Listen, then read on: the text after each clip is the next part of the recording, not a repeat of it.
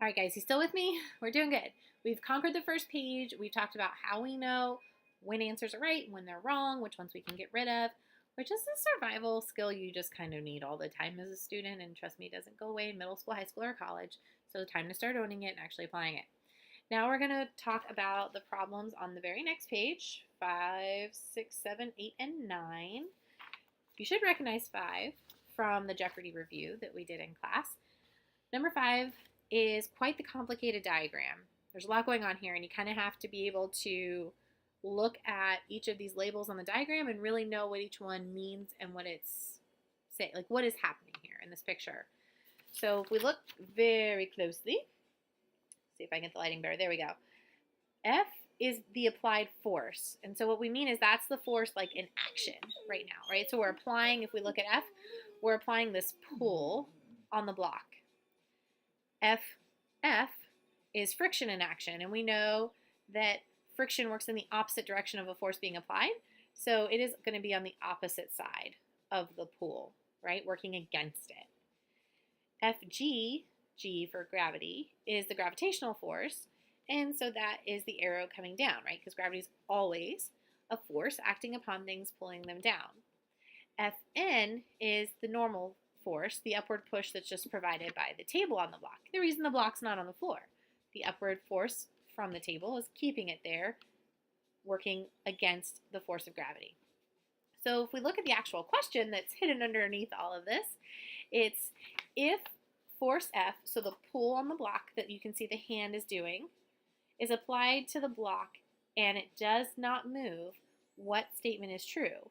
So what I'm really looking for here, I have to think about, well, when things are not in motion, what are some reasons why things might not be in motion, right? So we know, okay, maybe forces are balanced.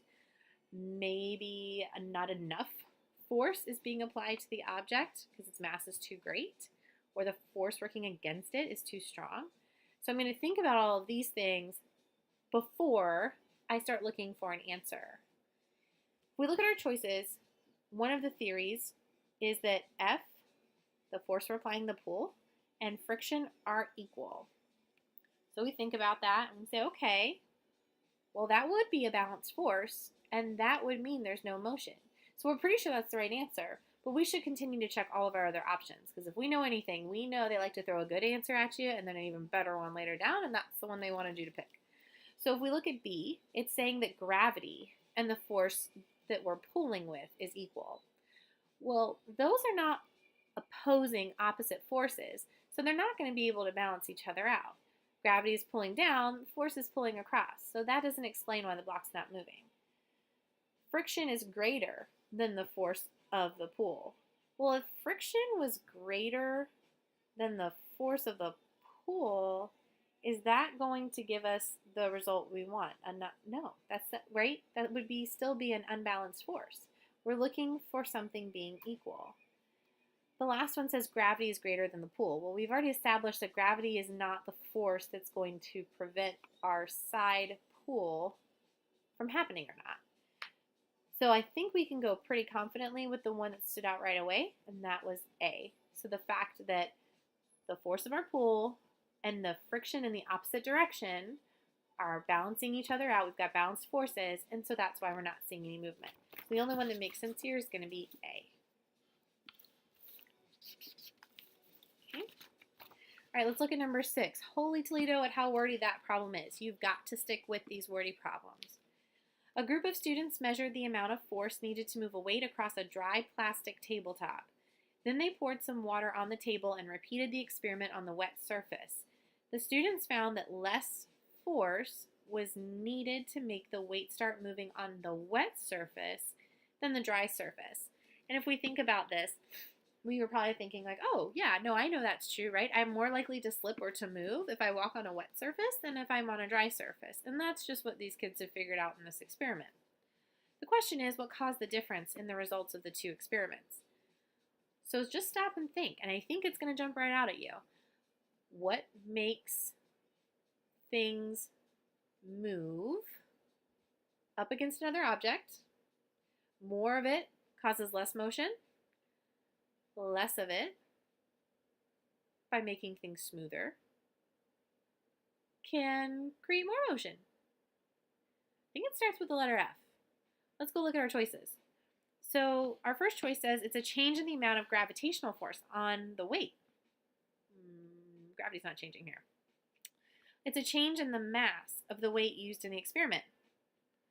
No, they kept everything the same. They just changed the surface, so it can't be that one. Remember, we only change one thing in an experiment. H says it's a change in friction between the weight and the surface. Well, I do know that friction is a force, that starts with F, that works in opposite directions of things and can either help move them along or slow them down, depending on if that friction is increased or decreased. I also know that a way to decrease friction is to make things slippery, right? We know that things on wax paper are going to slide off easier. If I'm rollerblading through my house, I'm going to move a lot faster on the tile than on the carpet. So H is definitely a contender. I says it's a change in the friction between the weight and the scale used to measure the force. Well, is the thing affecting motion the friction between the weight and the surface it's on, or the weight and the scale we're using? It's definitely something that has to do with the surface. So the only answer choice that makes sense on this one is going to be H. Okay, so again, these are our answers so far on this page. Okay. All right, let's look at number 7. Jean held up a spring scale with a weight hanging on its hook. She observed that the force on the scale was measured at 3 newtons. Why was the force greater than 0 newtons, even though the weight was not moving? How many of you got lost just listening to that problem? This is one where you're probably going to want to read it twice. So take a second and read it to yourself again. All right, let's think about what we know. We know that Jean is holding a spring scale. We know there's a weight on the hook, which is that bottom part that, surprise, looks like a hook. And that the force on the scale, so if we're reading the little tick marks on the side, is measuring it at 3 newtons. The question is, why was the force greater than 0, even though the weight wasn't moving? So if a weight is staying still, is gravity still impacting it? Well, of course, right? So let's look at our choices. A says the 3 Newton force was balancing the force of gravity. Balancing is a key word here, right? If balanced forces are happening, things are not moving. And the question is, why was it not moving? So A should be one that sticks right here until you're done reading all of your answer choices. B says the weight was not moving, but the forces on it were constantly changing. Well, no. If forces are constantly changing, then they're most likely unbalanced and there's going to be some sort of motion. So I can confidently get rid of B. C says the spring scale was broken, so it showed 3 newtons even though the real force was 0. No. D, the 3 Newton force was the amount of unbalanced force on the weight. Well, there's the word unbalanced, and we've already established that we're looking for a reason why it wasn't moving, and unbalanced forces would actually be a reason for motion. So the only one that we wanted to keep right here that made any sense was A. The 3 Newton force was balancing the force of gravity. So it was hanging, but it was staying still because there was no unbalanced force acting upon it. It was totally balanced between the force acting on it and gravity. So we're going to go with A.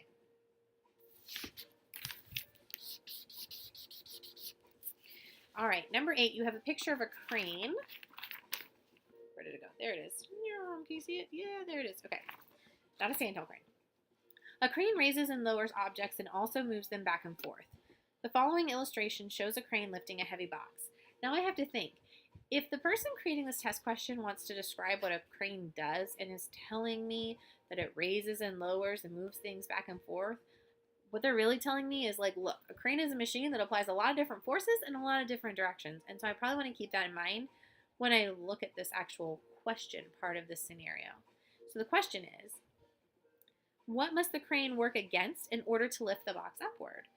So cranes can do all these things, but when they lift things up, what is the force when they're pulling things up that is pushing against that thing, that's working against it?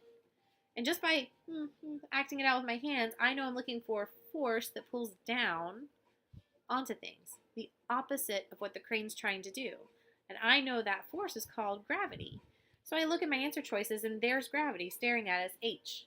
The other choices, though, we should still look at them, because even though we think we're right most of the time. There is that one time where we might be wrong. So our other choices are wind, friction, and cable tension. We were right. It's gravity.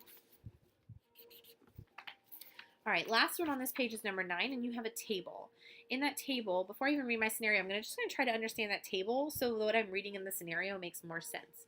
Take that as a test strategy when you do your test on Friday.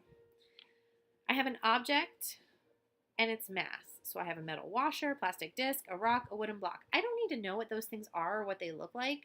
What I need to know is the information in the table, and that's their mass. Obviously, this question is going to be asking me something about how I would assume mass affects their motion or the force that would be needed to cause them to go into motion. So I'm immediately going to look at my table and pay attention to which items have the greatest mass and the least amount of mass. And if I look very carefully, I see that the one with the greatest mass is the plastic disc, which has a mass of 34 grams, whereas the metal washer has a mass of only 1.5 grams. So it's going to take a lot less work to move that metal washer and a lot more to move the plastic disc. Let's look at the actual question. The following table shows the masses of several different objects. You want to toss each one a distance of 2 meters. Which object will require the most force to toss it 2 meters? Well, I'm glad I spent some time looking at the table because I already know the answer now. I know it takes more force to move objects with a heavier mass. So what I'm looking for in this table is the one with the greatest mass. We already established that that was the plastic disc, which is going to be choice C. Okay, and here are our answers for the second page, numbers 5 through 9.